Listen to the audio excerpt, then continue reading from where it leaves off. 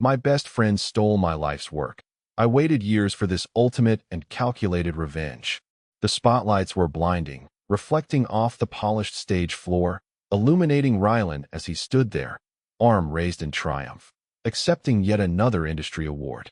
The audience erupted in applause, a wave of adoration for the man they hailed as a visionary, the architect of a technological revolution. Quantum Leap AI, the presenter boomed, has not only redefined data processing, but has also set a new standard for innovation in our generation. Rylan, ever the showman, soaked it all in, his smile wide and genuine, or so it appeared to the thousands watching. From my vantage point, hidden in the mezzanine shadows, peering through a discreet gap in the velvet curtain, his smug face was a familiar portrait of betrayal, but a portrait I had long since learned to study without a flicker of outward emotion. He was celebrating my life's work, parading it as his own, yet an eerie calm settled over me. There was no tremor in my hands, but a bitterness that had long since congealed into a diamond-hard resolve. They called him a genius, unaware the meticulous, chilling truth was already clawing at the foundations of their illusions. They had no idea of the years I had spent not just on that algorithm, but on the plan that would meticulously, inevitably, unravel his fabricated empire. The applause eventually died down, but the echo of a much louder crash, one I had spent years orchestrating, already resonated in my soul. He thought he had won. He thought he had erased my existence from the equation. But a true programmer knows that every line of code leaves a trace, and I had embedded mine not just in the algorithm, but in the very fabric of his downfall. To truly understand the quiet detonation I had engineered, one must first grasp the years of silent, almost monastic dedication that preceded the theft. My life, for as long as I could remember, was defined by logic, by the elegant precision of code. While others chased fleeting trends, I delved into the profound depths of artificial intelligence, not for immediate profit or fleeting fame, but for the sheer, consuming intellectual pursuit of it. For 7 grueling years, my world, once sprawling with the promise of theoretical breakthroughs, had shrunk to the sterile confines of my apartment, transforming into a canvas for a solitary obsession. Countless lines of code, complex algorithms, and sleepless nights fueled by lukewarm coffee became my existence. My social life dwindled to almost nothing. My personal relationships withered, not out of neglect, but out of an unyielding focus. Every ounce of my being, every waking thought, every dream, was poured into Chronos, a predictive AI algorithm that promised to revolutionize data processing, moving beyond mere analysis to anticipating future trends with uncanny accuracy. It was a symphony of predictive models, neural networks, and self-learning capabilities, designed to process vast swathes of information in mere milliseconds, revealing patterns invisible to the human eye, predicting market shifts, even forecasting global events with a precision that bordered on the prescient. It was not merely a program. It was a living extension of my mind, a testament to an unwavering belief that bordered on faith, a monument to my singular, unyielding focus. Rylan, my best friend since childhood, was always the antithesis of my quiet intensity. Charismatic, outwardly charming, he moved through the world with an effortless grace, a natural magnetism that I could only observe from the periphery. He was skilled in the art of the deal, a master of networking, while I was a master of the bite. We were, in many ways, two halves of a whole, or so I had naively, desperately believed. He admired my intellect, and I, in turn, was drawn to his vivacious energy, a spark I lacked. Our conversations were often a blend of my technical deep dives and his grand visions of how technology could conquer the world. He was my confidant, my mirror, my foil, the only person I allowed inside the fortress of my singular, obsessive existence. I shared everything with him, my breakthroughs, my agonizing frustrations, even the earliest, rawest iterations of Chronos. He offered feedback, often insightful, always enthusiastic, pushing me to consider commercial applications, to think about the launch. Looking back, perhaps I was too engrossed in the sheer act of creation, too naive in my trust, to notice the subtle shift in his gaze, mistaking avarice for shared ambition, a viper's gleam for genuine excitement. The morning the betrayal unveiled itself was not a tilt, but a cataclysm. I awoke to an abyss where my life's work once resided, an empty repository, a wiped cloud drive, a digital tombstone for 7 years of my soul. Ryland's mocking email, cold and clinical, announced his new company, Quantum Leap AI, and invited me to witness history. The screen's blankness mirrored my mind, shattered, professionally ruined, financially gutted. My finances, tied to the anticipated launch, had evaporated like mist. The searing emptiness that followed was a physical ache, a phantom limb where Kronos had been. But from the ashes of that devastation, a different kind of fire began to burn within me, a cold, precise inferno of resolve. As I stared at the blank screen, the phantom echo of my stolen code screaming in the void, a different algorithm began to pulse into existence within the shattered landscape of my mind. This wasn't one of data processing, but of ultimate, undeniable truth revelation. Ryland's audacity was absolute, yet his understanding of my true nature, my meticulousness, was fatally, deliciously flawed. He had stolen the code, yes, but he couldn't steal the mind that created it. My secret weapon, I realized, wasn't a hidden backdoor or a booby trap. It was far more pervasive, woven into the very fabric of my design philosophy, an inextricable part of me and the nature of Kronos itself. During the years of development, driven by an almost obsessive need for redundancy and verifiable proof, I had implemented a series of highly complex, almost imperceptible, cryptographic signatures within the core algorithms. These weren't overt watermarks. They were intricate mathematical patterns woven into the very logic of the predictive models, unique to my specific thought processes and developmental journey. Only I knew the specific sequence of operations, the precise mathematical constants, and the particular data sets required to activate and display these signatures. Furthermore, every major iteration of Kronos had been meticulously documented, not just in digital form, but also in physical journals, each page bearing my unique annotations, calculations, and even the timestamps of my progress. This wasn't paranoia. It was the natural inclination of an engineer who valued verifiable proof above all else, a testament to my obsessive character. Ryland had acquired a car, but I held the unique, conceptual key that could prove its original ownership, and could, if necessary, render it inert. My initial devastation transmuted into a chilling, singular focus. I would not rage. I would not confront him directly. That was Ryland's game. My game would be played in the shadows, with patience, precision, and an unshakable resolve. I would not just reclaim my legacy, I would orchestrate his perfect, public unraveling. In the ensuing months and years, as Quantum Leap AI soared to unprecedented heights, becoming a multi-billion-dollar enterprise, I retreated further into the shadows, a ghost in my own stolen narrative. The initial attempts at legal recourse were met with the predictable brick wall of his ill-gotten wealth. Lawyers, funded by stolen innovation, dismissed my claims with a disdainful shrug, painting me as a disgruntled and proven phantom in the wake of Ryland's meteoric rise. The world, ravenous for a new tech hero, believed him without question. Each dismissive glance, each public scoff at my name, was another drop of fuel to the inferno of my calculated resolve. I knew I couldn't fight him conventionally. My plan had to be different, more insidious, built on the very foundation of his deceit. My first silent maneuver was to secure undeniable, forensic proof of the theft. While Ryland scrambled to erase his digital tracks, my understanding of network forensics was deeper, sharper, born from years of solitary immersion. I became a digital ghost hunter, spending countless hours, often late into the night, meticulously reconstructing deleted logs, cross-referencing file metadata, recovering fragmented communication packets until my eyes blurred and dawn broke unheeded.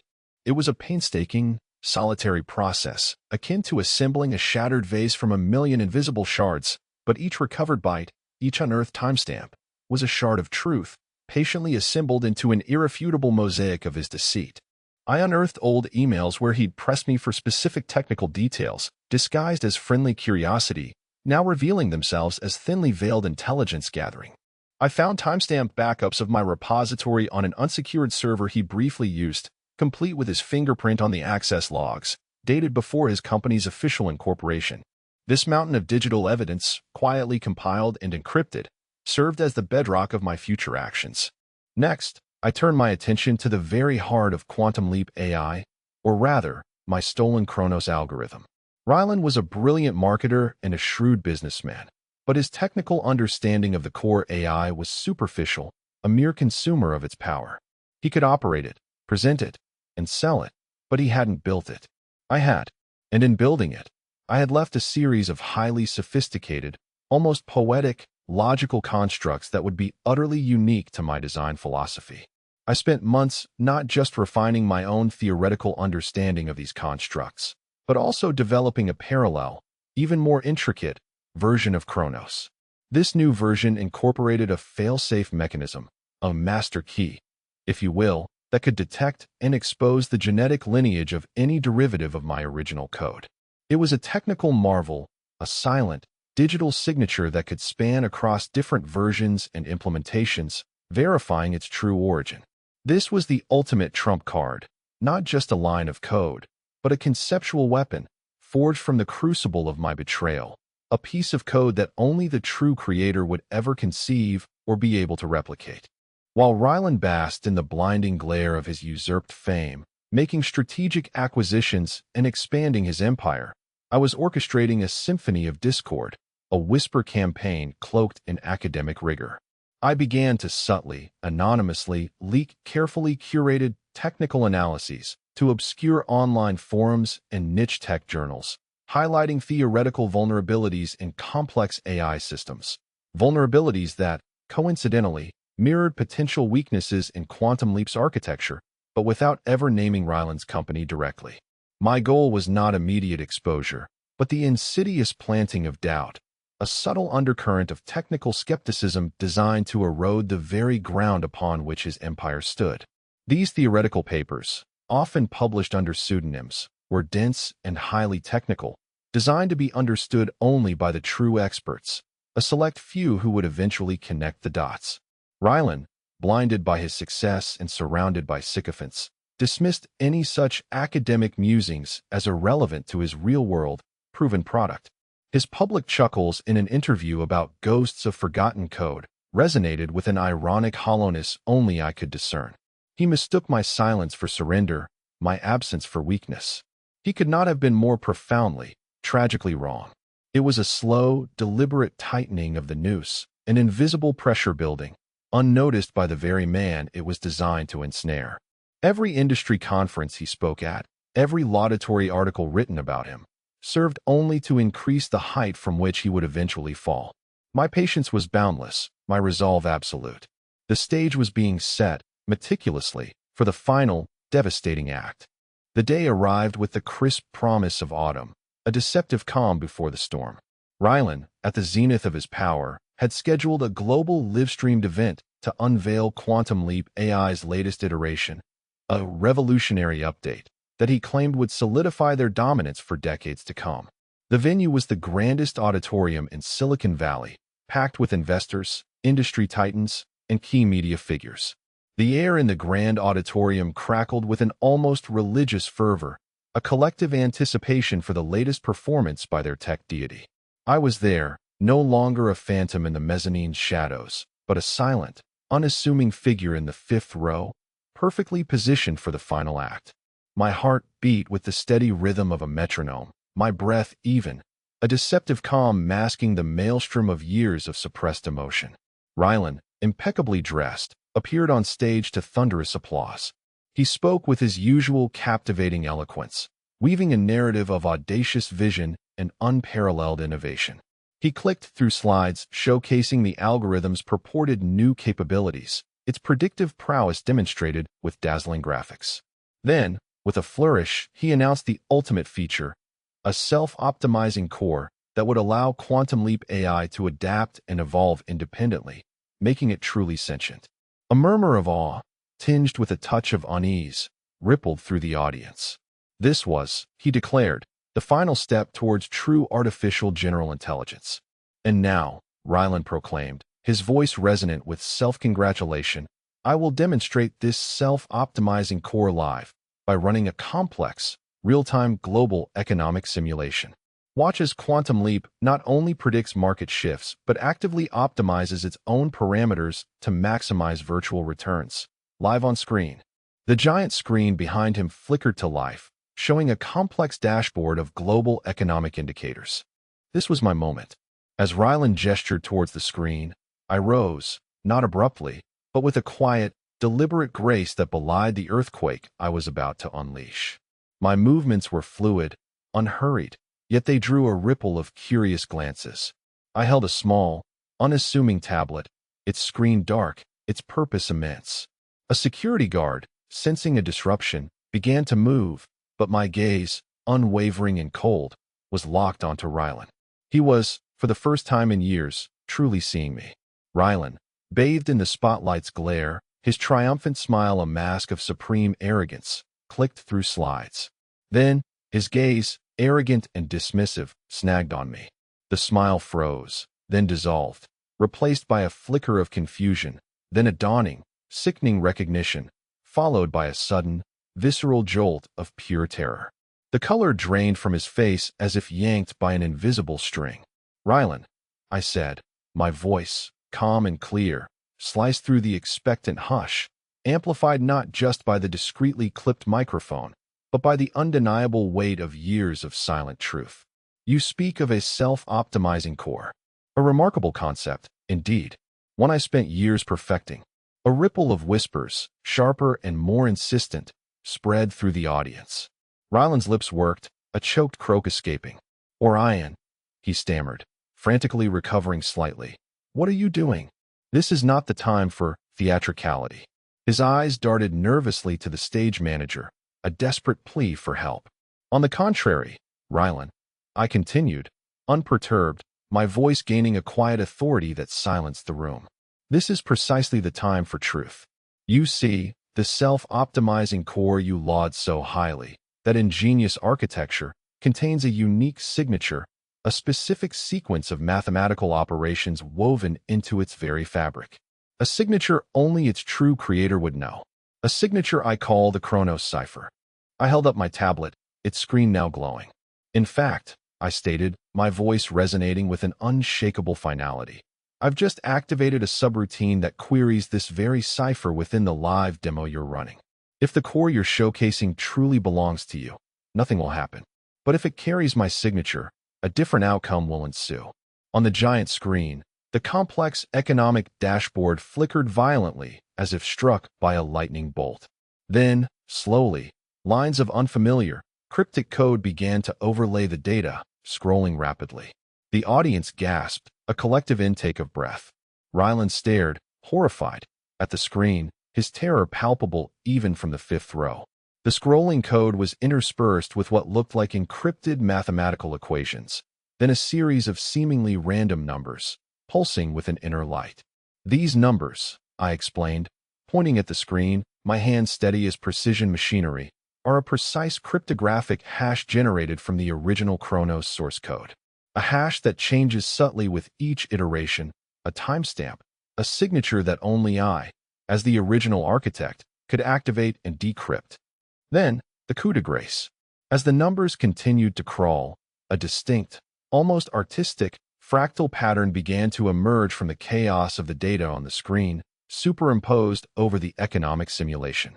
It was the visual representation of my unique cryptographic signature, previously hidden deep within the algorithm, now brought to the surface, unmistakable and undeniable.